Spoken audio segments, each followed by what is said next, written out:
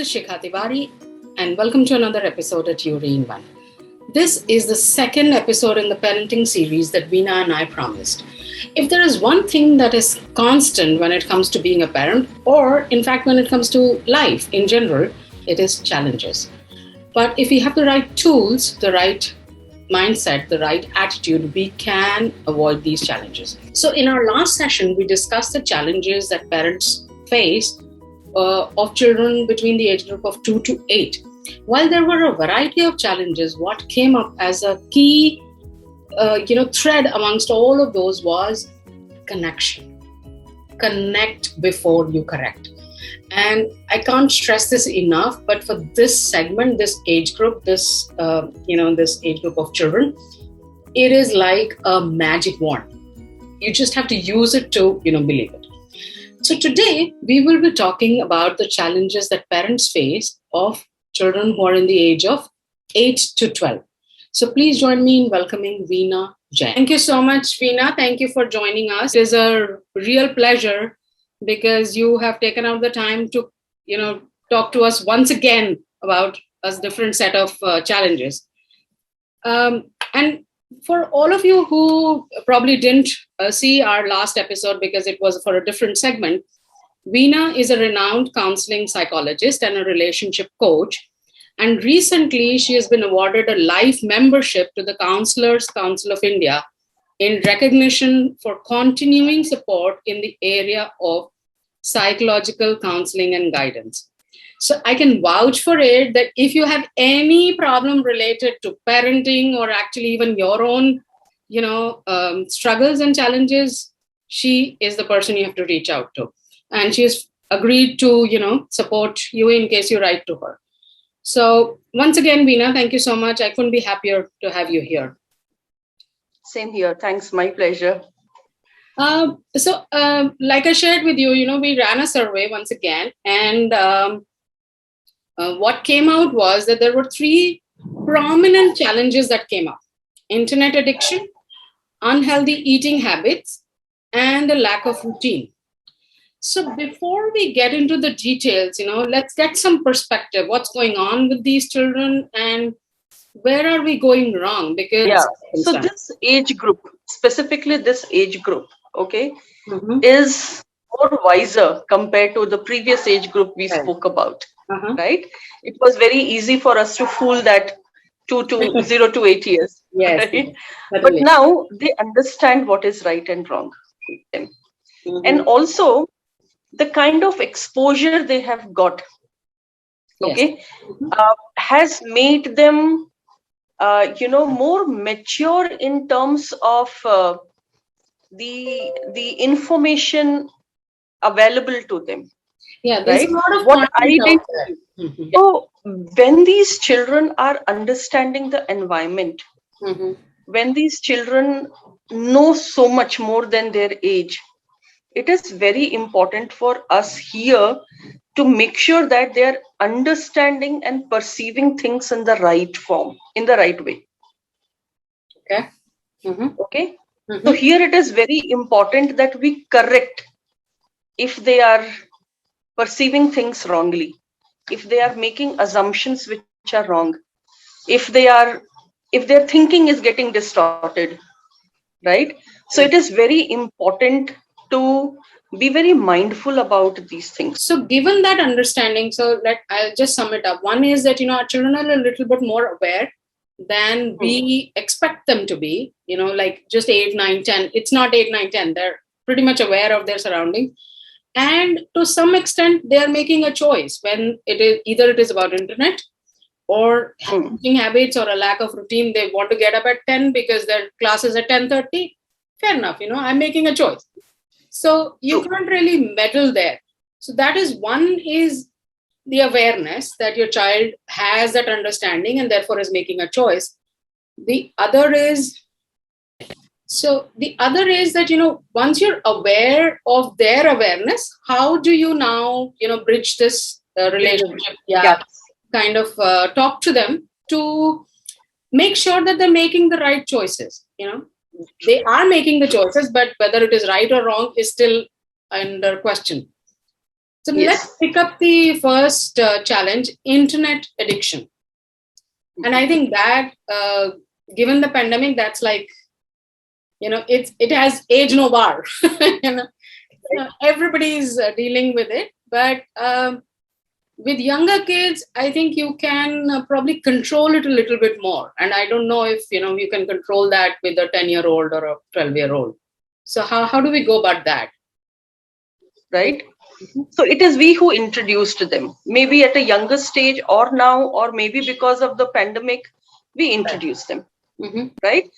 Now, when we have introduced them, have we taken right kind of precautions in meaning to say what kind of restrictions I have put in when I introduced the device to the child? Okay. I have seen many parents, okay, giving the child their phone. Okay. Now their phone is, it has unlimited access to the internet worldwide. Right. They can go to one channel to another channel. When they play something, what kind of advertisements are coming, I have no idea. Yeah. Right? That is one. Right? So when they see certain things which they have not seen before, it makes them more curious. Correct. And they try to explore. Right. So one is the explorative nature, which is actually the core of these age group children. They want to explore everything, right? Right. So that curiosity, that inquisitiveness gets them going. Okay, that is one. The second thing is they have everything on the phone. Their school is on phone, friends are on phone, right? Homework is on phone. Yeah. Entertainment is on phone. So everything is on phone. More to do so, what we do is when we are busy, okay, and I have some important call, let's say like I'm into a session with you, I would have told my child, why don't you watch a movie? Because we don't why don't you not be disturbed. Yeah, because I don't want to be disturbed, right? Why don't you play a game? Right? And also the competitions are also online. Right, the summer camps, you remember we used to have the offline summer camp. Now everything is online these days. Yeah. Right. So for them, there are, specifically during the pandemic, okay, there is no scope to live without the phone. So, now what are we doing to pull them out? And I understand that, one is that, the world we are living in, the pandemic has kind of, surmounted this entire, process or phenomenon, so to say. Otherwise, children, I'm pretty sure given a choice, a 10 or a 12-year child or a 5-year, 7-year-old child would still want to go out and play in the park. Definitely. But because that choice is not there, and obviously we are scared to even explore that choice, this has, this whole phenomenon has kind of taken a, surge. Yeah. But that's kind of the reality. And I'm pretty sure parents are aware that, this is something we are doing to protect our children. But I think the problem happens is that when you would want them to just take a break sometimes, or, and I think internet addiction and lack of routine are kind of combined because you are always on the phone. So if the game is far more, addictive or entertaining than taking a bath. Yes, or, definitely. Even having a breakfast. You can have breakfast while eating something, watching something. So it's situational. So that's where right. So that's where I'm saying, Shikha, is, see, I'm seeing a lot of parents talking to school and saying that, reduce the number of classes. Okay, reduce the screen time. Okay, a lot of these things are happening. But then I want these parents to also understand what are your children doing when they are not in class? Yeah. Right? Okay. See, when pandemic was not there, they were, in school for 9 hours. They came back home, they were tired, they slept. So they had some window of, leisure on phone. Right now, that's not the case. Right now, Okay, so it is even more challenging for parents to put their children into routine specifically with the phone. Correct. So can we have a schedule wherein when you are having breakfast, no phone? Okay. Can we tell them that, okay, the little breaks that you get between the classes, close your eyes and sit. Okay. When you're having your lunch, no phone. Dinner, no phone. Right. When you are, what is the need of parents to put their child into co-curricular activities online? Correct. Let the child do not learn something new now. It's okay. They will not get backward. We did not had so many things when we were growing up. We all grew pretty confident. Yeah. So why are we putting our children into competition?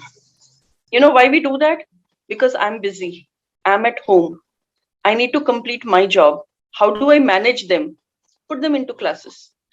And I think there might be another logic to this is that, in any case, this child is going to be on the phone, might as well learn something new. But whatever be the perspective, right. Okay, whatever be the perspective, whether it is you busy or they spending, unwanted time on phone, the screen time is screen time. Screen time is screen time. It doesn't excuse you. It doesn't excuse you that, oh, you are learning, so I will not impact your eyes. Correct. Right. So that is where I'm trying to make people understand that why don't we introduce them different activities at home? Okay.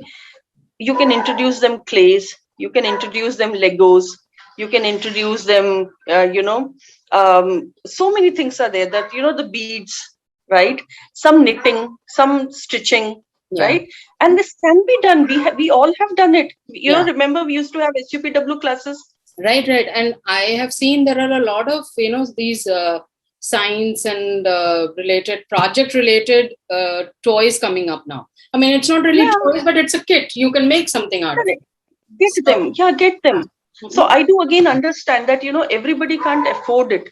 Right. But then there are ways and means by which that screen time can be reduced. At least if the child is taking 10 minutes minimum to have their meals, 30 minutes, no screen time. Right. In between the classes, relaxing their eyes is good enough. Right. Making them sleep in the afternoon is good enough. Having a neighborhood child come down to your house and play. Right. It's good. Do something like this. I think what you're saying is that, while it is a reality and, thankfully pandemic will be over in the next 6 months or next year. But if this becomes a habit, this is going to go on, right? But what we can do as parents is to introduce alternatives. Like, what is the alternative? Yes. If just, being, when we say that our children are stuck with the internet, I think somewhere there is also a judgment attached to it. Oh, this person is just watching the phone all day. But if you look at it from a problem solving approach or from an approach of what the kid needs, which is what we also discussed in our previous episode, connection. So what does your child need? The child needs entertainment. The child needs something to engage his or her mind, True. So what else? I think if you have that conversation of what else, something will come up which will work for your child, right? So I think it's very important for us as a parent to have a conversation with our children. As I said, they understand things. Right. They know that screen time is bad. They know that when they are on phone, their head is bent, shoulders are bent, so their posture is also getting impacted. Correct. Right? So they know all of these, but then do they have any choices? No. So what do? Right? So can we co-create the choices? Can we talk to them and tell them, okay, if you do not have phone, let's say we don't have phone. Let's say we don't have iPads at home. okay, or the digipads at home. How are you going to spend some time? What Can would you you like color? to Can do? you draw? Can you dance? Can you know, do something on your own? Maybe origami, something. Right. And this is a right, opportunity to mention here. I mean, like, I'm a content creator, so I know that these games or anything on the internet, anything video, anything digital, is by design. By design, it is made to keep you hooked, because Yeah. that's how it works for them. So that awareness, because I think if maybe not 10 but a 12-year-old child is grown up enough to understand that it is you who need to No, no, put that no. break, they will not The, understand. the 9 or 10-year-old also is aware. Right, see. We Yeah.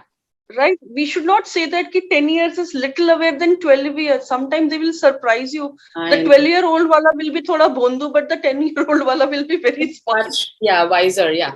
So I think it's Right? important to discuss choices of what are the alternatives, what would you like to do, and also give them the power that don't be enslaved with this internet thing, because it's what would you like to do in a day, create that day, a calendar of sorts or an activity, and then let's go from there. So it has to be co-created. It cannot be enforced. Yes, that's important. Yeah, so time you start enforcing, you will just hear no. Fizzles out. Yeah. Yeah. Right. So co-create. Correct. I think that's a very beautiful term, co-create, especially when it comes to children. In fact, it's interesting. My daughter is much younger than this age group, but still, she has a mind of her own, and I'm sure all children at this time and age have a mind of their own. So you still have to talk to her. What would you like to do? And it sounds silly to talk to a 5-year-old like that. What would you like to do? But because we are not used to it, no, Shikha. Nobody spoke to us like that. It's very foreign, but you realize that 2 hours fretting and fuming and being angry and punishing and trying everything in the world, and then if you just ask what would you like to do, it just everything it's is very smooth, like a water is flowing, So okay, so we touched a little bit of lack of routine. So would you like to talk about that first, or unhealthy eating habits? Which one is more connected to the internet? I think we can take lack of routine, okay, as something very important, because in the younger age group, okay, when they are toddlers, right, when they are growing, when they are making sense of the environment, right, it is very it is, the requirement there is to connect, okay, but then here the requirement is to make them responsible and understand, make them independent. So we start sowing the seeds of responsibility and independence into them, right? So when we are doing that, it is again very important for us to, create a daily routine, okay? And when we are creating a daily routine, like how, the time management classes, we are taught that you will have your routine and somebody else will have the routine, right? And then you look at both the routines and say that how we could merge, right? So the same principle applies here as well, that as a mother, I will have a routine, okay, my husband will have a routine, my child will have their routines, okay. Now where do we merge these so that we have time together, okay? That is one. The second thing is, when we are evaluating and looking into each other routine, we are also creating an awareness into the child that, mommy is busy at this hours, okay, this is the time where you need to manage. So then I would say him that, okay, when you have to be independently managed, what do I allocate to him that he doesn't require my attention there, right? Okay. And when I'm merging and I know that, okay, there are certain aspects where the child requires my attention, I would probably inculcate that into my routine, right? So it's very important to have this conversation, the to-do list, the timetable for everybody in the house. Okay, it should have everything, like, from what to eat. Make a routine of what you want to eat. Okay, make a routine of what you want to see, watch, entertain yourself. Okay, how are you going to plan out your free time?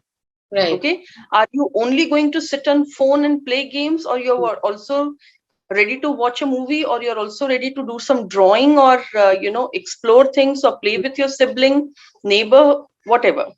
Right. Right, the homework time. Right. Right, and then probably some resting time where you are not doing anything, you're just lazing out. Yeah.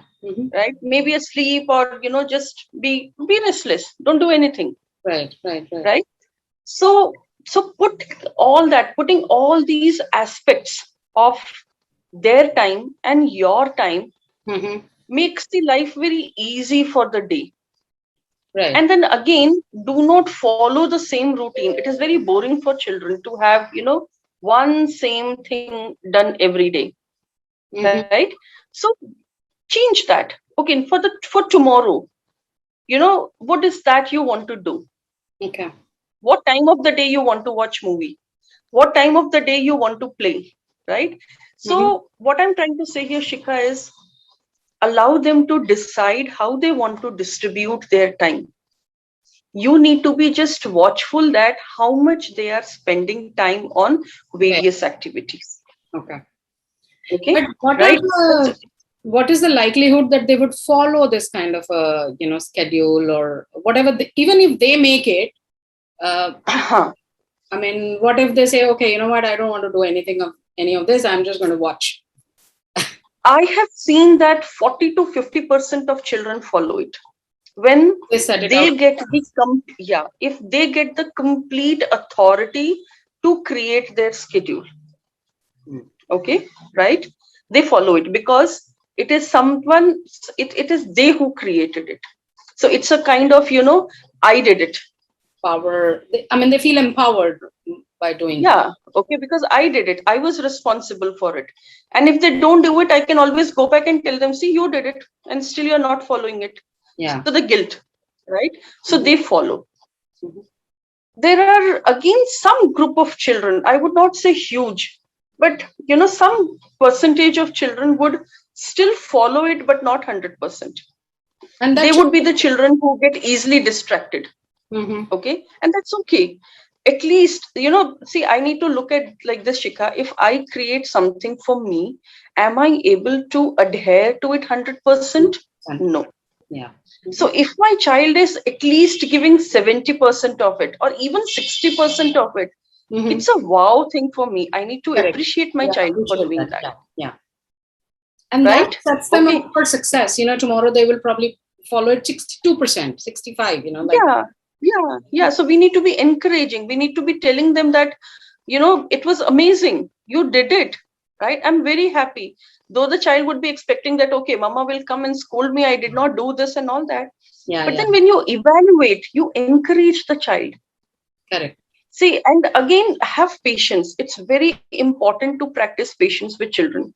You do not have that Aladdin ka chirag ki, ek ghumaya and things change. Yeah, it will take time. So have patience here. Okay. Great. So I think here in the lack of routine piece, what we talked about is giving them the sort of control, ownership to create their own day, and come up with ask them, how do you want to spend your day? Right. And let them decide how they want to do it. So Shikha, here I will add one more thing.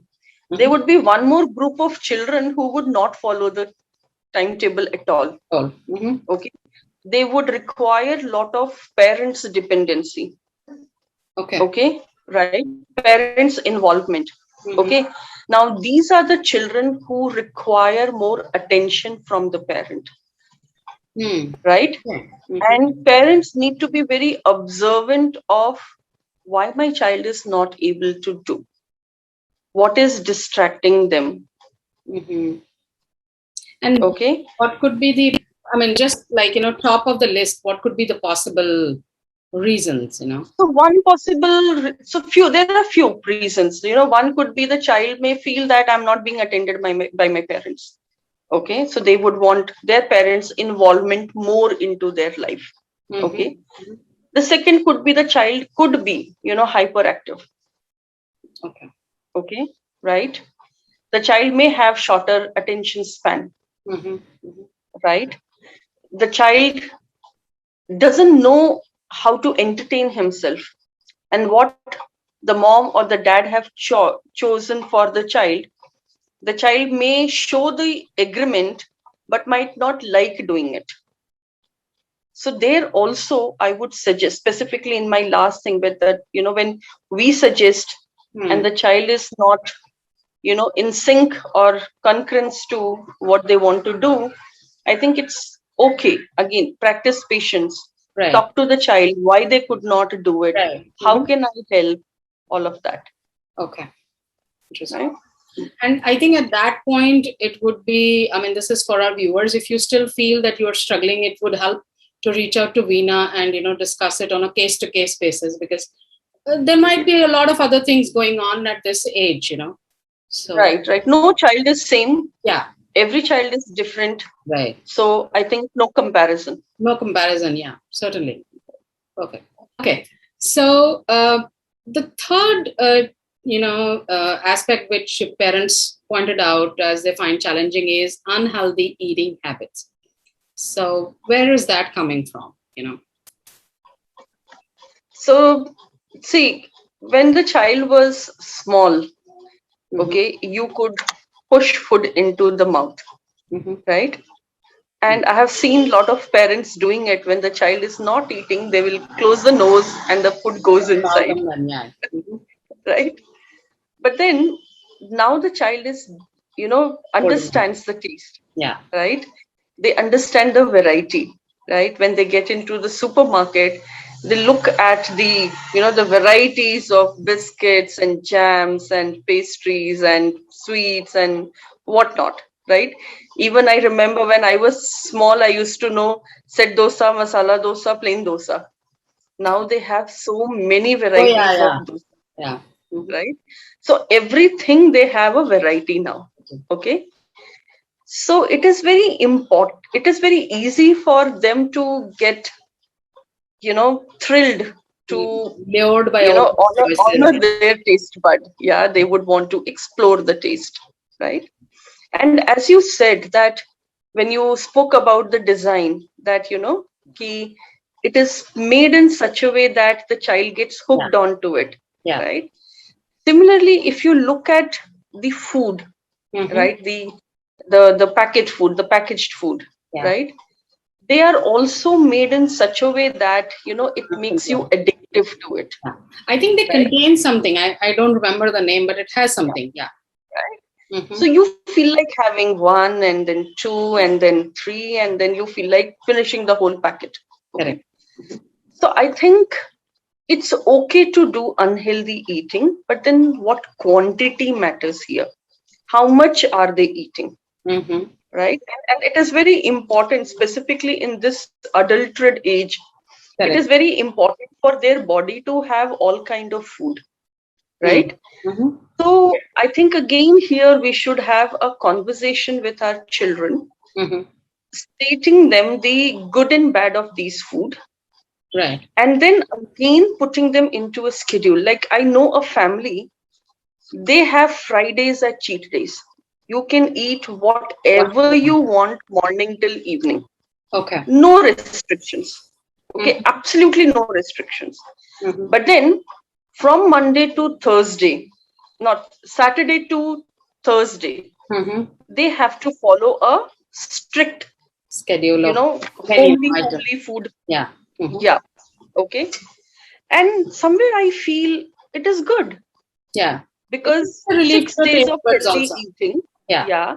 And 1 day of unhealthy is fine. Yeah. Right.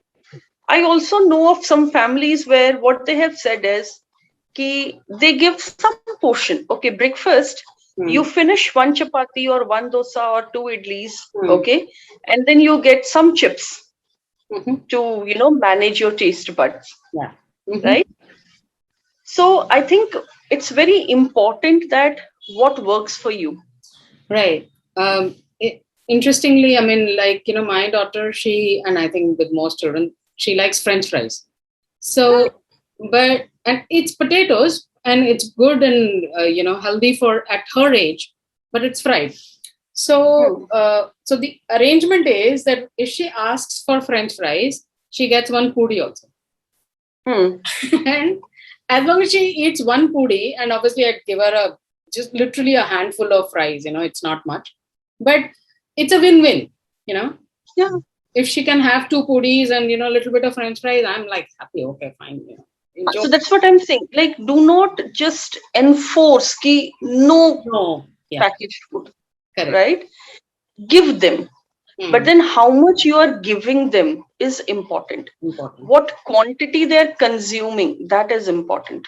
Right? And okay. How often and then they're doing it. Yeah, and how often. Right? It is very important to look at things from their perspective, at least for this age group also. Yes. Right? Because when you are a teenager, you are more, grown, you are more mature, yes, you can contemplate, you can think, you can explore, you can do a lot of other things. Yeah. But then these children, they are growing. Yeah. Right? So again, these things are very important that we start looking at from their perspective, not from I say it, not from the authoritative practices, what I'm trying to say. Right? Okay. So give them the authority sometimes. Right? But that does not mean that give them everything junk. No, there should be a bargain. There should be a no. There has to be a balanced diet. Yeah. One of the parent, I told them, their daughter was only like, she would start from chips to ice creams to sweets and all of that.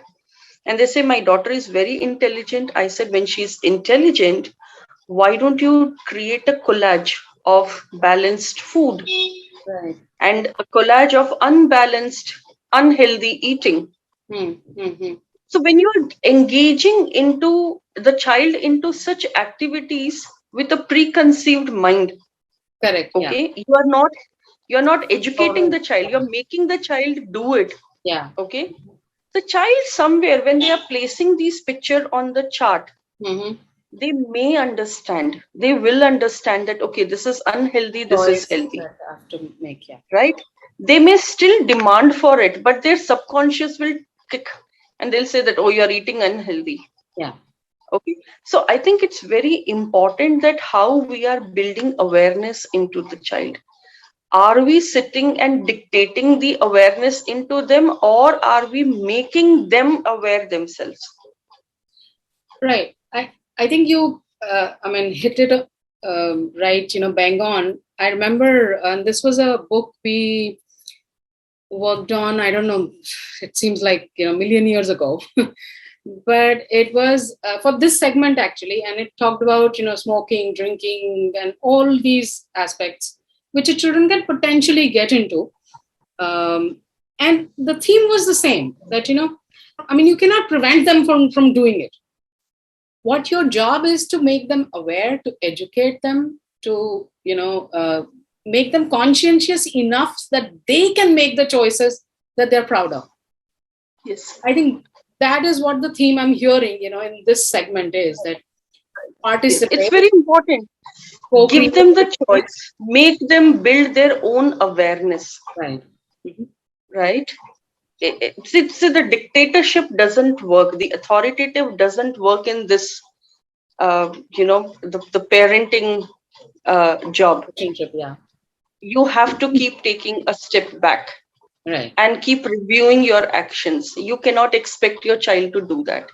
Maybe if you educate the child, if you tell them, okay, tell me what went wrong today, the child might just go back and say something stupid. The child might go back and say that nothing, or the child might realize.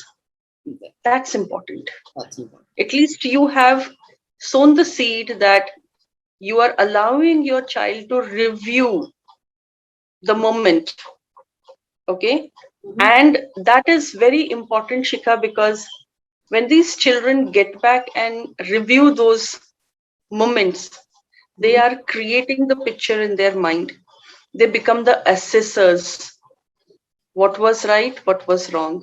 Right. They will know here Mhm. that, yeah, it was wrong.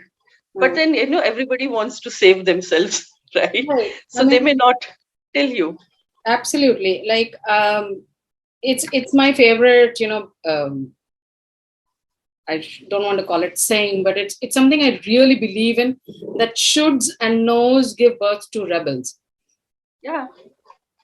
and liars, and very smart liars, because they will, you know, lie in front of you because you're not open to that conversation.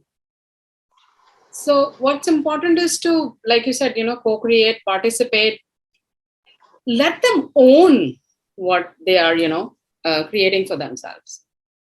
Great. So that was very helpful. I think the theme that is coming up here is participation, co-creation. But before we close, is there another segment? We talked about internet comes with some safety issues. uh, Unhealthy eating comes with medical issues. So is this the right time to talk about that to our children? Would you like to spend a few minutes there? Yeah, I think I was also surprised that, I was expecting that people will talk about abuse, people will talk about safety, people will talk about friendship, people will talk about their inner and outer circle, and those did not come up. So maybe, Yeah. they feel that right now in pandemic, because everybody is at Yeah. home in their secure environment, Correct. Yeah. things are fine. But then I know for fact that there's still abuses are on, in the secured environment as well, Mhm. right? So I think it's very important for parents to talk about the touch. And I just do not agree to the concept of good touch and bad touch, Mhm. right? Because what is good for you may not be good for the child, Mhm. right? Mhm. So I think what is important to teach our children is the vibration of these touch, How do right? you feel about it? Yeah, so I think here both father and mother should introduce the vibration of soft touch, gentle touch, crude touch, unhealthy touch, okay, to the children.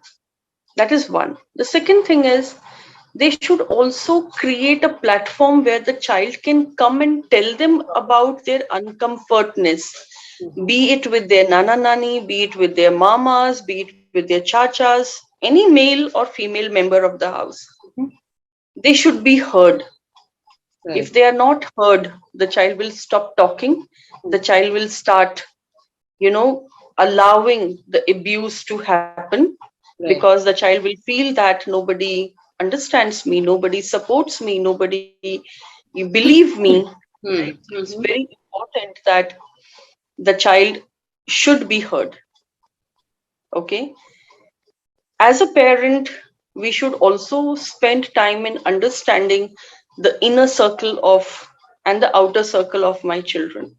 Mhm. Who are their close friends? People. Mhm. Who are the friends, other friends out of their secure zone Mhm. that they mingle with?